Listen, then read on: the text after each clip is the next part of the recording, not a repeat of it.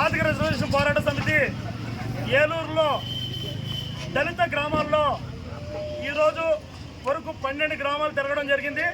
ఈరోజు 13వ గ్రామం తిరగడం జరుగుతుంది. ఈరోజు కండ్రిగూడెంలో మన గూడూరు రాజేష్ బాబు గారి ఆధ్వర్యంలో ఈరోజు మాదిగ గడప గడపకు పాదయాత్ర కార్యక్రమం చేస్తున్నాము.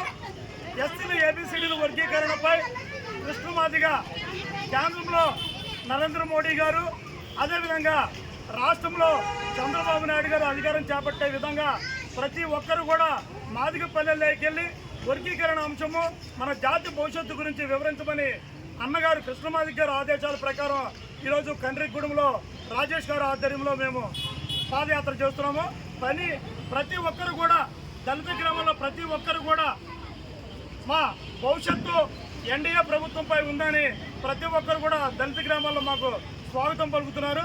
ప్రతి ఒక్కరు కూడా ఈ మీడియా సాక్షిగా చెప్తున్నాను, ప్రతి ఒక్కరు కూడా ఎన్డీఏ ప్రభుత్వం ఈ రాష్ట్రంలో కేంద్రం రావాల్సిన బాధ్యత మన దళిత గ్రామాలపై ఉందని తెలియజేస్తూ ప్రతి ఒక్కరు కూడా 2 ఓట్లు కూడా మీ పవిత్రమైన అమూల్యమైన 2 ఓట్లు కూడా సైకిల్ గుర్తుకు వేసి మన దళితుల భవిష్యత్తును మనం కాపాడుకోవాల్సిన బాధ్యత మనందరిపై ఉందని మీ అందరికీ తెలియజేస్తున్నాను.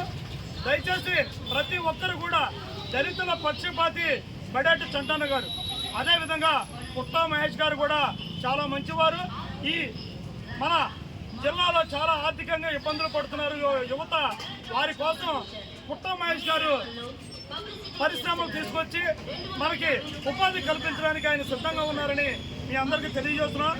ప్రతి ఒక్కరు కూడా 2 ఓట్లు కూడా సైకిల్ గుర్తుకేయాలని మనస్ఫూర్తిగా కోరుతూ ప్రతి ఒక్కరు కూడా ప్రతి ఇంటికి వెళ్ళి మన మాదిగల భవిష్యత్తు గురించి వివరించాల్సిన బాధ్యత మనందరిపై ఉందని తెలియజేస్తూ అందరికీ హృదయపూర్వక కృతజ్ఞతలు ధన్యవాదాలు తెలియజేస్తున్నాం.